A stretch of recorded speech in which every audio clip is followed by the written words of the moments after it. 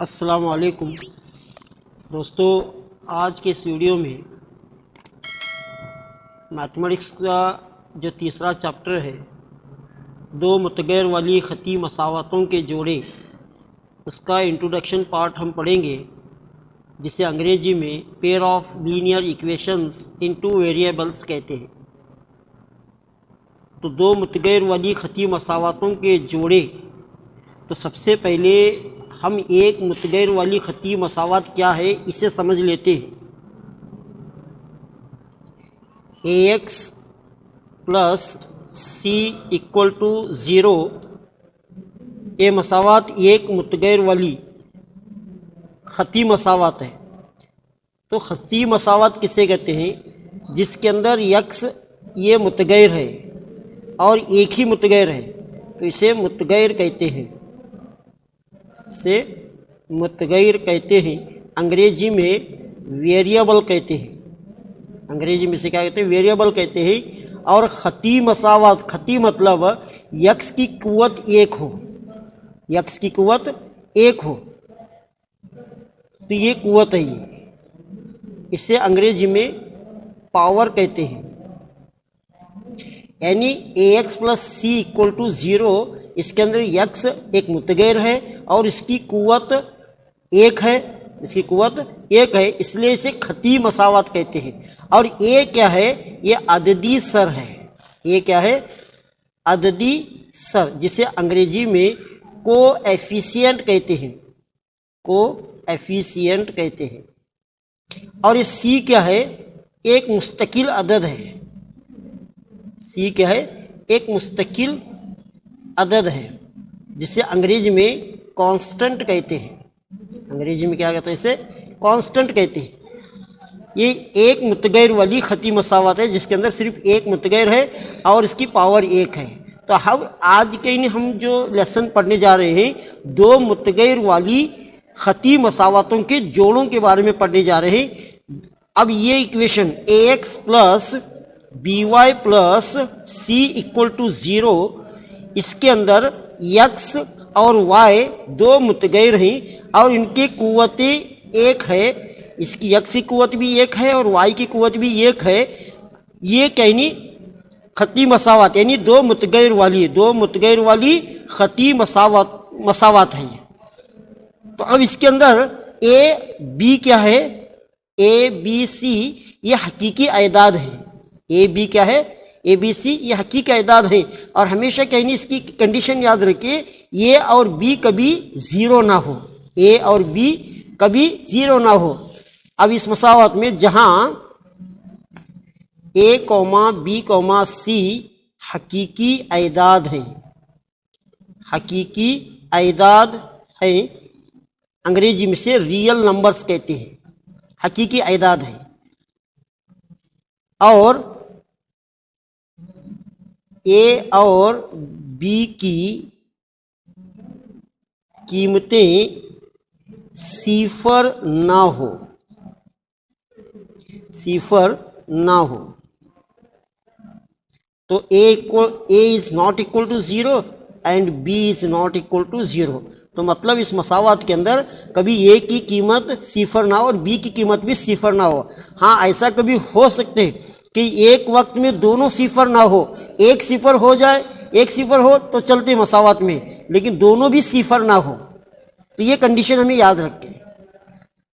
अब दो मुतगैर वाली ख़ती मसावतों के जोड़ेंगे, तो अब देखो a1x plus b1y plus c1 equal to zero. इसके बाद में a2x plus b2y plus c2 equal to zero.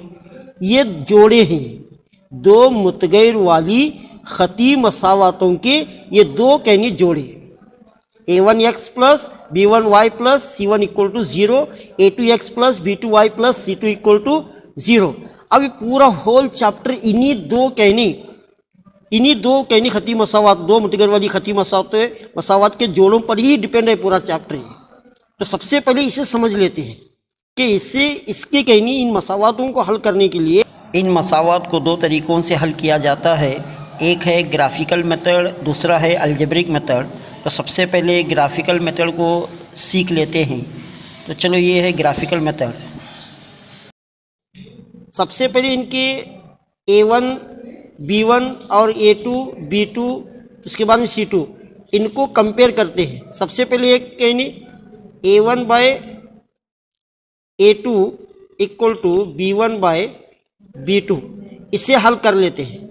अब इनके अंदर जो A1 A2 और B1 B2 को कंपेयर कर देखते हैं कि ये दोनों इनकी निस्बतें इक्वल हैं या नहीं हैं। अगर इक्वल होंगे तो क्या करना, अगर इक्वल नहीं है तो क्या करना। अब देखो इस मसावत के अंदर, पहली मसावत के अंदर A1 कितना है, A1 है 1 और इसमें A2 कितना है 3 है।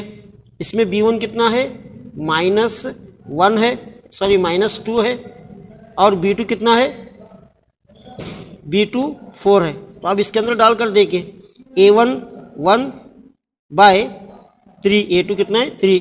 उसके बाद में B1 कितना है -2 है और B1 -2 और B2 कितना है 4। तो अब देखो ये 1/3 और -2/4 ये दोनों आपस में इक्वल नहीं है।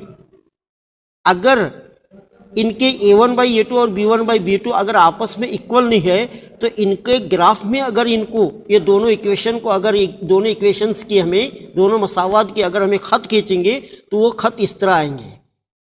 एक खत ऐसा आएगा और एक खत ऐसा। तो मतलब तो दोनों खत एक नुक्ते पर कता करेंगे। जब इन दोनों मसावतों को हम ज्योग्राफिक पेपर के अंदर जब हमें ड्रा करेंगे इनकी लाइंस, तो ये लाइन एक दूसरे को कटा करेंगे और इसका एक हल निकलेगा। जैसा आप समझो ये ग्राफ है, हमें यहाँ पर कहनी दोनों खत को खींचे और एक दूसरे को कटा करे तो इसकी कीमत ये यहाँ और यहाँ, तो मतलब y की कीमत यहाँ हमें मिलेगी और ये x की कीमत हमें यहाँ मिलेगी। तो सिर्फ हमें इन दो मसावतों के ज़रिए से एक हल मिलेगा। कब, अगर ये दोनों इक्वल नहीं है तो इसे कहते हैं ये दोनों खत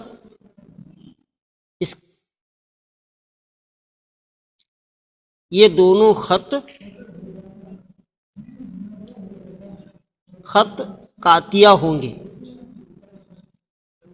होंगे, यानी दोनों खत एक दूसरे को इंटरसेक्ट करेंगे।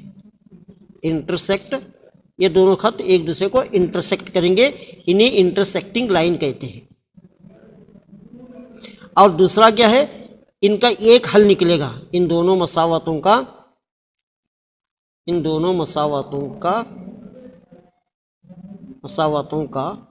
एक हल होगा। उसके बाद में ये हम आहंग होंगे। ये क्या होंगे, हम आहंग। इन खुतूत को क्या कहते हैं, हम आहंग मसावतें कहते हैं इन्हें। हम आहंग मसावतें। अब ये दो मुतगर वाली खती मसावतों के जोड़े हैं, इनको हल कर लेते हैं। सबसे पहले इनका A1/A2 और B1/B2 देख लेते हैं। अब देखो इसका A1 कितना है 2 है, डिवाइड बाय A2 कितना है 4 है। उसके बाद में B1 कितना है 3 है। उसके बाद में B2 6 है। अब देखो 2 1 2, 2 2 4, 3 1 3, 3 2 6। तो मतलब 1/2 बराबर है 1/2। तो ये दोनों इक्वल है। तो अब C को कंपेयर करके देखते हैं। इसके आगे C लगाए, C1 डिवाइड बाय C2। अब ये C1 इक्वल है, C1/C2 इक्वल है इनके या नहीं है देखते हैं। C1 की वैल्यू क्या है -9 है और C2 क्या है -18। अब ये माइनस माइनस कैंसिल हुआ, ये 9 1 9, 9 2 18। तो मतलब 1/2 1/2 1/2। ये A1/A2 B1/B2 C1/C2 इनकी निस्बतें एक दूसरे के मसावी हैं। तो इनका जो ग्राफ बनेगा, जब हम कहीं ग्राफ खींचेंगे, ग्राफ के कागज़ में ये ग्राफ है, एक लकीर इस तरह की आएगी पहले इक्वेशन की। इसकी अगर हमें कहीं लाइन ड्रॉ करेंगे तो इस तरह आएगी। तो दूसरी लाइन भी इसी पर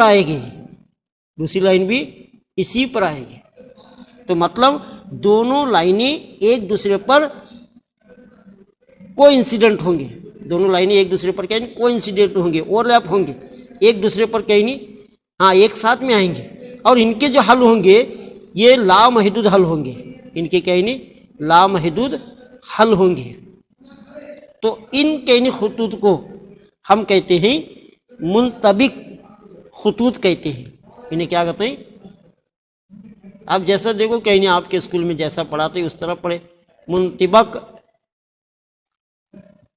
मुंतबिक खुतूत कहते हैं, खुतूत कहते हैं।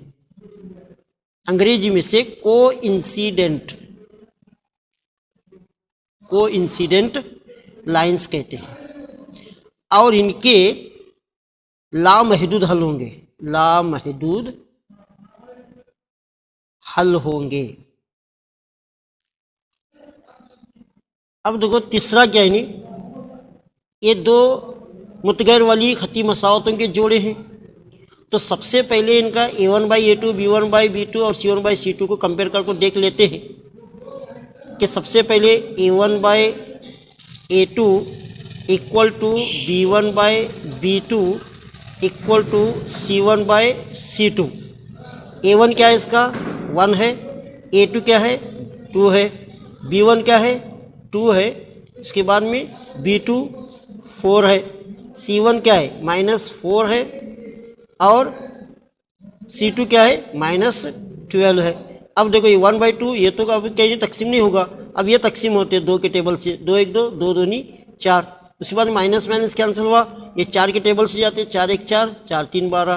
तो अब देखो 1/2 ये 1/2 ये आपस में एक दूसरे के मसावी है, लेकिन ये 1/3 इन दोनों के मसावी नहीं है, तो इज़ नॉट इक्वल टू 3।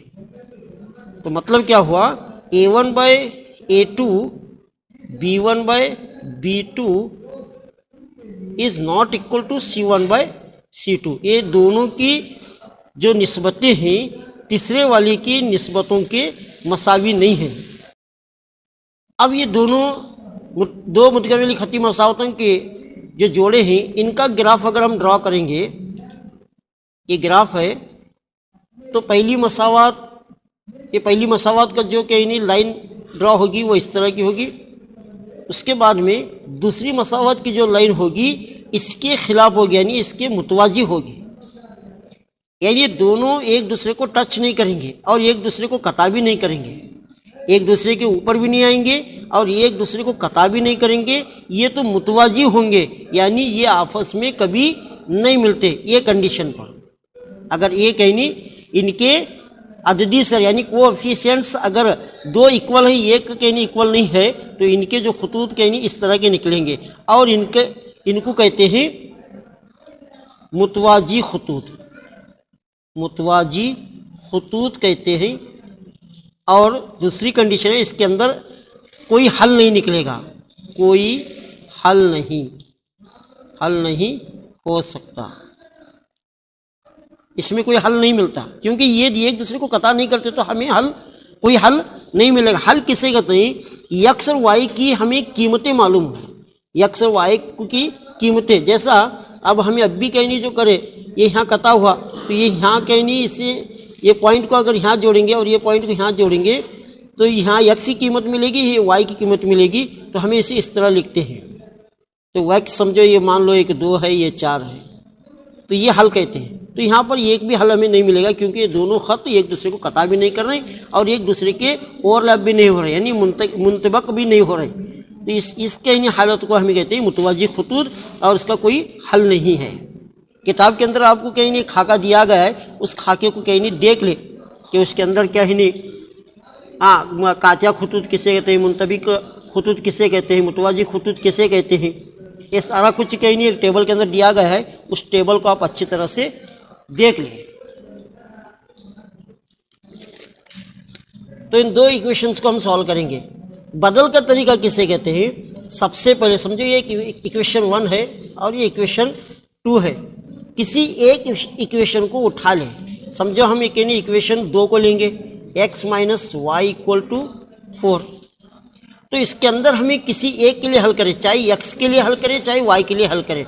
तो हम x के लिए हल करेंगे, x इक्वल टू 4 अब ये माइनस वाई इधर गया तो प्लस वाई हुआ, इसे इक्वेशन 3 मान लेंगे। अब ये x की जो वैल्यू है, जो इक्वेशन 1 है नी, इसके अंदर x की वैल्यू डालेंगे। Put x equal to 4 plus y in equation 1। तो अभी x की वैल्यू इक्वेशन 1 में डालेंगे। इक्वेशन 1 क्या है? x plus y equal to 16। अब x की वैल्यू क्या है? 4 प्लस वाई और प्लस वाई इक्वल टू 16। अब देखो 4 प्लस ये 2y हुआ इक्वल टू 16। अब 2y इक्वल टू 16, अब ये इधर का तो -4 हुआ। अब क्या करें? 16 में से 4 अगर हमें लेस करेंगे, 2y इक्वल टू 12 बचा। अब y equal to 12 divide by 2, 2 1 जा 2 6 जा, y इक्वल टू 6। y की वैल्यू हमें मिली 6। अब इस y की वैल्यू को किसी एक इक्वेशन में डालें। समझो इस कहीं नहीं, हम 2 में डालेंगे। Put y equal to 6 in equation 2। अब ये 2 इक्वेशन का x minus y equal to 4। अब x माइनस वाई की वैल्यू क्या है? 6 है, equal to 4। x equal to 4, अभी -6 इधर आया तो +6 हुआ। x equal to 10। तो हमें x की वैल्यू भी मिल गई और y की भी वैल्यू मिल गई। इसे कहते हैं बदल का तरीका, सब्स्टिट्यूशन मेथड इसे कहते हैं। तो इस तरह ही कहनी से हम हल कर। अब दूसरा तरीका देख लेते हैं। दूसरा तरीका क्या है? इखराज का तरीका, जिसे अंग्रेजी में एलिमिनेशन मेथड कहते हैं। Elimination method. अब ये 2 मसावातें हैं। इखराज का तरीका किसे कहते हैं? तो सबसे पहले चाहे x लो चाहे y लो, y के साथ जो ज़रीब है, जो अददी सरई, इनको इक्वल करना। कैसा? यहाँ 3 है और यहाँ 2 है। इस पूरी मसावत को 2 से ज़रब दे और ये नीचे वाली पूरी मसावत को 3 से ज़रब दे, तो ये दोनों के अददी सर इक्वल हो जाएंगे। अब यहाँ पर लिखे 3x plus 4y equal to 10। इसे पूरी मसावत को 2 से ज़रब दे, ये नीचे वाली से इसे ज़रब दे। उसके बाद में इसकी कहनी 3 से इस नीचे वाली मसावत को ज़रब दे। 3 into 2x minus 2y equal to 2। अब देखो 2 से इसे ज़रब दे, 2 3 6 x, 2 4 8 y इक्वल टू 2 10 20। अब इसे 3 2 6 x minus 3 2 6 y equal to 3 2 6। अब देखो दोनों की कहनी x के जो अददी सर इक्वल हुए, तो अब क्या करो? इनको नफ़ी करें, यानी ये इक्वेशन में से ये इक्वेशन को माइनस करें। अब यहाँ कहनी प्लस है तो इसे माइनस रखें, ये माइनस है तो इसे प्लस रखें, और ये माइनस है ये प्लस है तो इसे माइनस करें। अब ये दोनों कैंसिल हुए। अब देखो 8y में प्लस 6y ऐड करें तो 14y हुआ, इक्वल टू 20 में से अगर 6 निकालेंगे तो 14 बच गए। y इक्वल टू 14 बटे ये 14 इसके साथ तकसीम में होगा, 14 1 14 14 1 14, y इक्वल टू 1। तो अब इस y की कीमत को किसी एक इक्वेशन में डालें, चाहे इसमें डालें चाहे इसमें डालें। तो इक्वेशन 1 में डालेंगे। Put y equal to 1 in equation 1। Equation 1 में y की वैल्यू डालें। अब इक्वेशन 1 क्या है? 3x plus 4y equal to 10। 3x plus 4 into y की वैल्यू क्या है? 1 है, इक्वल टू 10। 3x प्लस 4 1 जा 4 equal to 10। 3x equal to 10, ये इधर आया तो -4। 3x इक्वल टू 10 में से 4 लेस करें तो 6। x इक्वल टू 6 बाई ये 3 इसके साथ तकसीम में आया, 3 1 जा 3 2 जा, x इक्वल टू 2। इसे कहते हैं एलिमिनेशन मेथड। इखराज का तरीका कैसे है? तो मतलब किसी x या तो y को इनके अदिश स्तर को इक्वल करना। अब तीसरा मेथड देख लेते हैं। तीसरा मेथड है तिरछा जरब। अब तीसरा मेथड है क्रॉस मल्टीप्लिकेशन, उर्दू में तिरछा जरब कहते हैं। तिरछा जरब किस तरह करते हैं? अब ये दो मसावतें हैं, ये दो मुतगैर वाली खती मसावतें हैं, तो इनका तिरछा हल कैसा है? सबसे पहले क्या करें, इसके लिए हल करने के लिए एक फार्मूला है, लेकिन आपको फार्मूला याद करने की ज़रूरत है। बड़ा आसान तरीका मैं आपको बताऊंगा। तो x लिखे divided by equal to y लिखकर डिवाइडेड बाय और उसके बाद में 1 लिखकर डिवाइडेड बाय रखे। तो सबसे पहले x है, तो हमें कहनी x की जो वैल्यू है इसे छुपाना। यहाँ देखो ये इसे छुपाए, तो इसे छुपा को क्या करना, ये y के साथ जो कोएफिशिएंट है इसे और इसे ज़रब देना 1 - 8, इस तरह ज़रब देना। उसके बाद में ये इस तरह ज़रब देना, 2 को और -5 को ज़रब दे। ये माइनस, ये फार्मूले का माइनस है, ये 2 - 5। अब y के लिए हमें कहनी y को हल करना है, तो इससे y को छुपाना, इनको देखना 2 - 8 ये इससे, और उसके बाद में 3 और ये नफी 5। तो 2 × 8 - 8, 2 × -8, ये माइनस ये फार्मूले का है। उसके बाद में 3 ×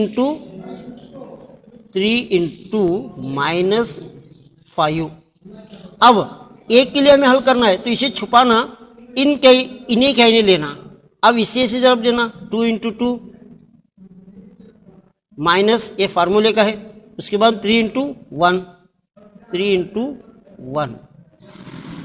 तो x डिवाइडेड बाय 1 - 8, तो -8 हुआ, माइनस माइनस प्लस हुआ, 2 5 ज़ा 10। y डिवाइडेड बाय 2 8 ज़ा -16 हुआ, माइनस माइनस प्लस 3 5 ज़ा 15 इक्वल टू 1 डिवाइडेड बाय 2 2 ज़ा 4 -3 1 ज़ा 3। अब x डिवाइडेड बाय 10 में से -8 लेस करें तो 2 बचे। y डिवाइडेड बाय -16 में से 15 लेस करेंगे तो -1 हुआ। तो 1 डिवाइडेड बाय 4 में से 3 लेस करें तो 1। तो सबसे पहले x/2 को ले, x/2 किसके इक्वल है? 1/1 के इक्वल है। x/2 is equal to 1/1। अब ये 2 को 1 से मल्टीप्लाई करें और 1 को x से मल्टीप्लाई करें, x 1 ज़ा x इक्वल टू 2 1 ज़ा 2, ये हुई x की वैल्यू। उसी तरह अब y डिवाइड बाय -1 किसके इक्वल है? 1/1 के इक्वल है। तो इन्हें नहीं कहीं नहीं मल्टीप्लाई करें और इसे y से मल्टीप्लाई करें, y 1 ज़ा y इक्वल टू -1 × 1 -1, ये y की वैल्यू ही। तो दोस्तों कहनी पूरा ये तीसरे चैप्टर का पूरा इंट्रोडक्शन कहनी ख़त्म हुआ। तो अगले वीडियोज़ में हम इसके मश्क हल करेंगे। तो मेरा ये वीडियो आपको कैसा लगा कमेंट में ज़रूर कमेंट करें और मेरे चैनल को सब्सक्राइब करें।